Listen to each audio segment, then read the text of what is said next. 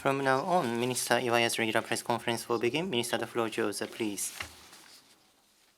Thank you very much. At the outset, I have two reports. First of all, Israel carried out strikes against Iran. On the 13th of June, local time, Israel carried out attacks against nuclear facilities and other targets of Iran, including the consultation between the United States and Iran. Diplomatic efforts for the peaceful resolution about the nuclear issue of Iran are continuing. Military means was used, which was extremely regrettable. Japan strongly condemns this action, which escalates the situation. The peace and stability of the Middle East region is extremely important for Japan, and Japan urges all parties to exercise a maximum restraint and calm down the situation. As the government of Japan, we will do our utmost to protect the Japanese nationals in the country and to prevent further exacerbation of the situation. We will continue to make all diplomatic efforts. Next is about the crash of Air India's aircraft. On the 12th, yesterday, in Ahmedabad, in India's state of Gujarat, Air India's passenger aircraft crashed. I understand that there were many casualties, with 242 passengers and crew members. And out of 241 died. I express my heartfelt condolences to those who have become victims of this incident and their bereaved families. I also pray for the early recovery of those who were injured.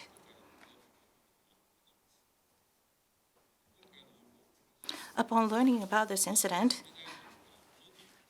Prime Minister Ishiba issued a condolence message to India's Prime Minister Modi, and I also sent a message as well to Foreign Minister Jai Shankar.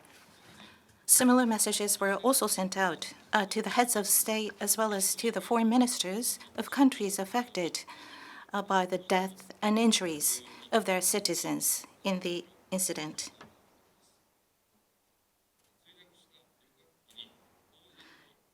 On the airplane that crashed, there was no Japanese national on board. We have not been made aware of any harm to our citizens at this moment, but we would like to continue to protect all our nationals and do everything we can for that. That's all.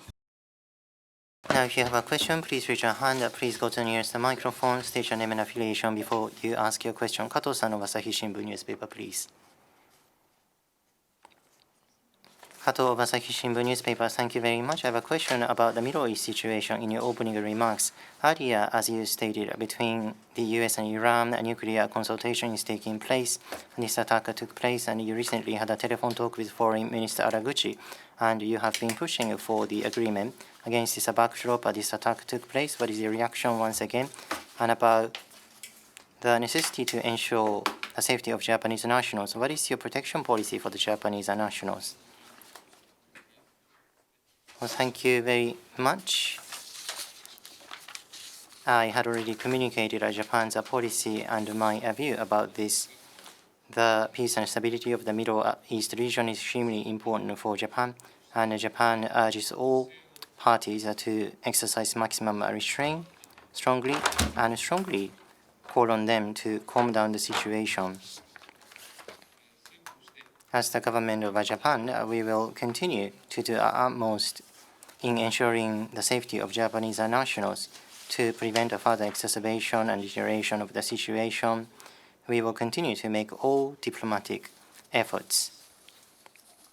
Thank you. Kamimura-san of Yomiuri Shimbun, go ahead. Kamimura from Yomiuri Shimbun. Again, related to the affairs in the Middle East. This is in relation to protection of Japanese nationals. Since before the attacks, we have heard that the U.S. government directed for their staff in the embassy and other related governmental agencies to evacuate from the area. And so what about Japanese staff? And you said that you will do everything to protect nationals and engage in diplomatic efforts, but you also had telephone talks with Iran recently. So about the embassy there, we are now checking the safety of the Japanese nationals there. We are also advising caution. At this moment, as you mentioned, we have not been made aware of any harm coming to Japanese nationals. And the local embassy will continue to closely monitor the current situation and will study responses, including advising caution.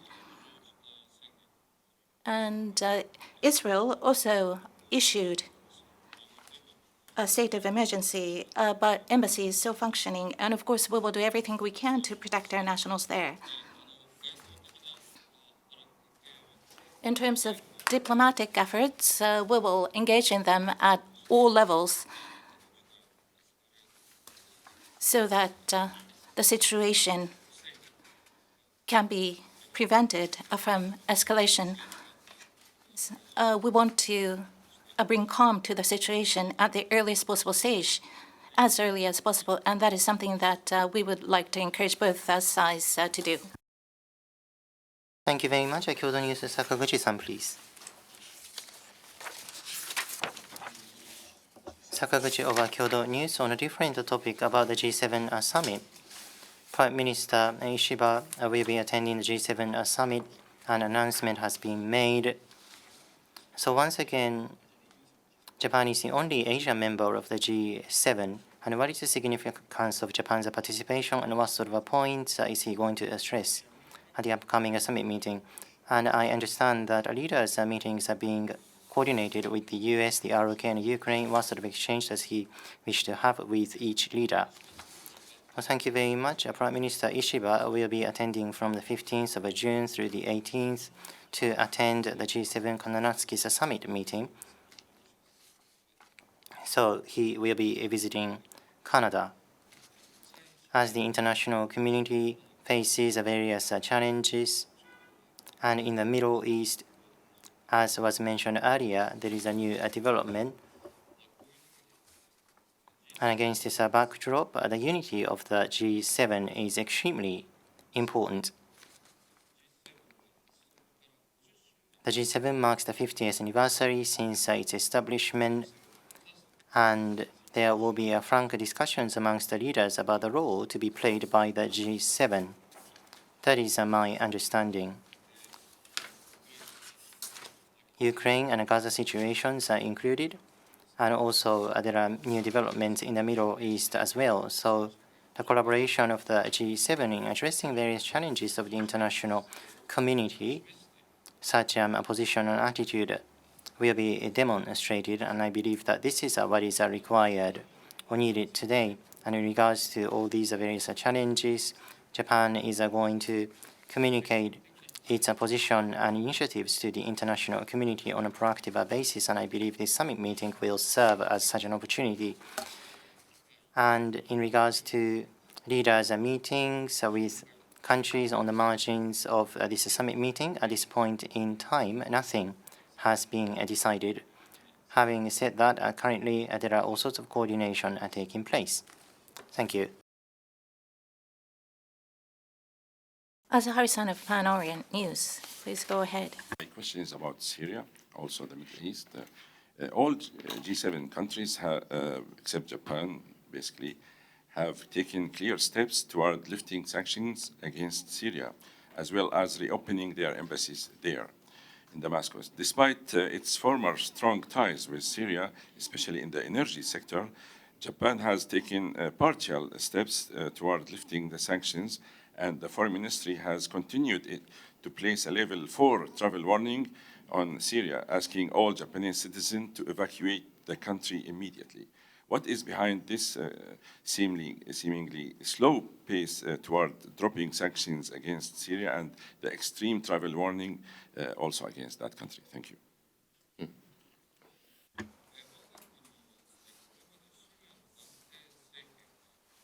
Our country evaluates that a serious transitional government has engaged in a comprehensive political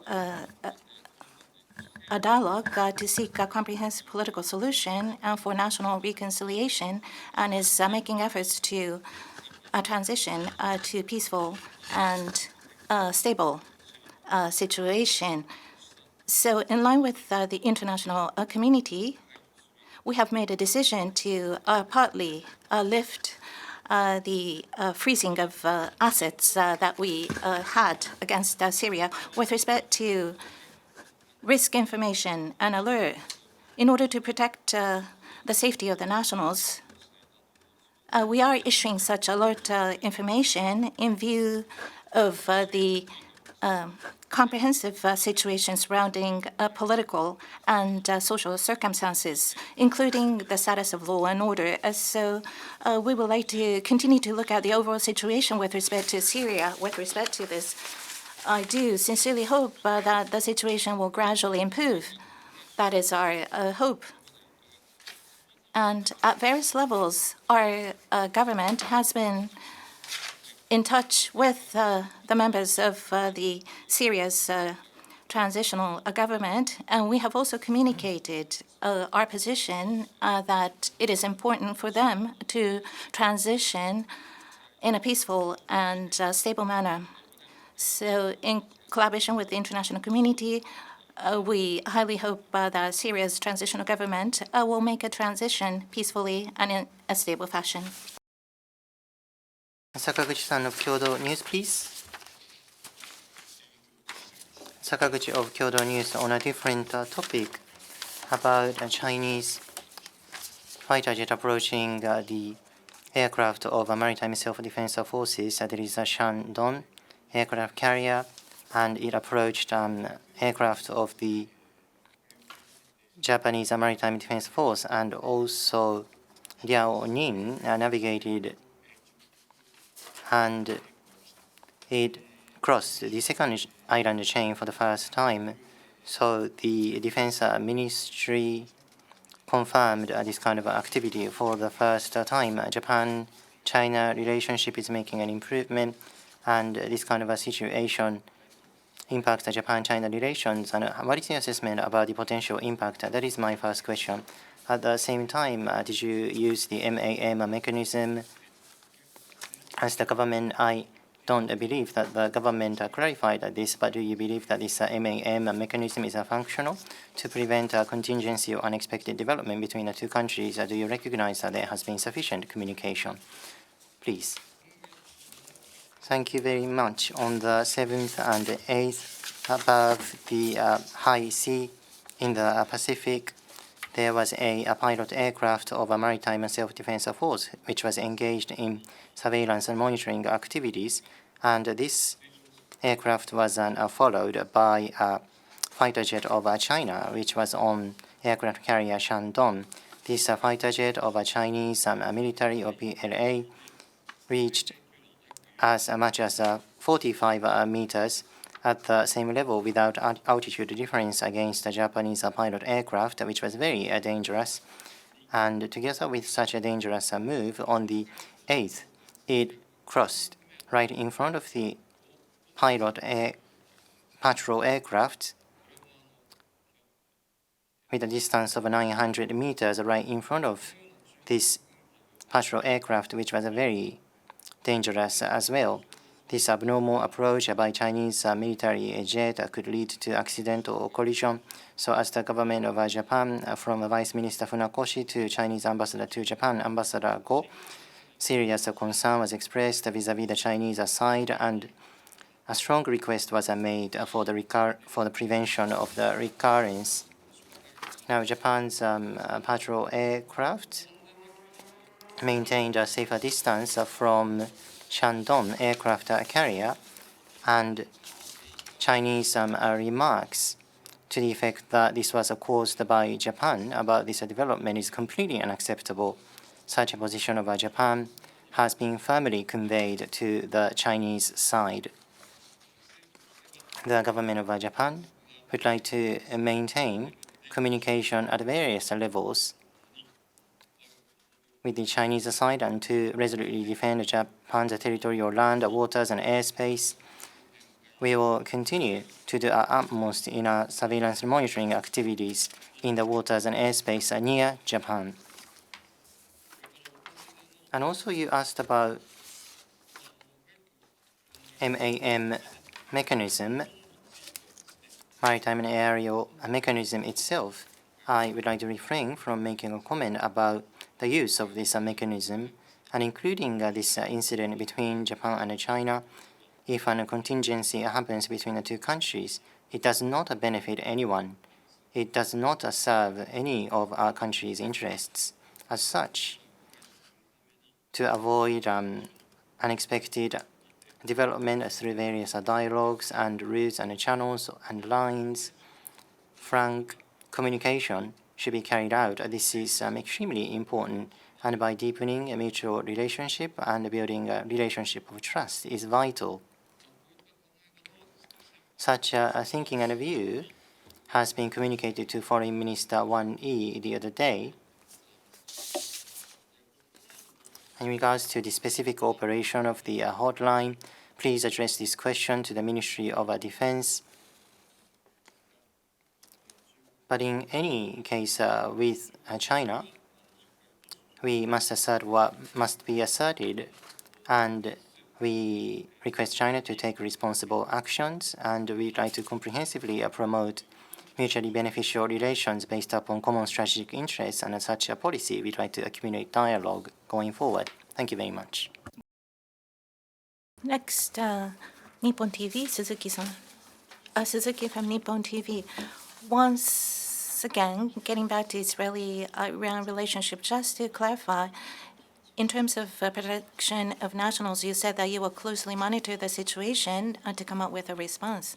So protection of Japanese nationals using SDF aircraft, is that being considered as a possibility, may I ask? In order to protect Japanese nationals, we will take all measures available, I believe. At this moment, what specifically to do, when, at what timing, I am not prepared to share that at this moment, but as you suggested, we will take all measures in order to protect the Japanese nationals, of course. Anything else? If not, we would like to conclude the press conference by Foreign Minister IWAYA. Thank you very much.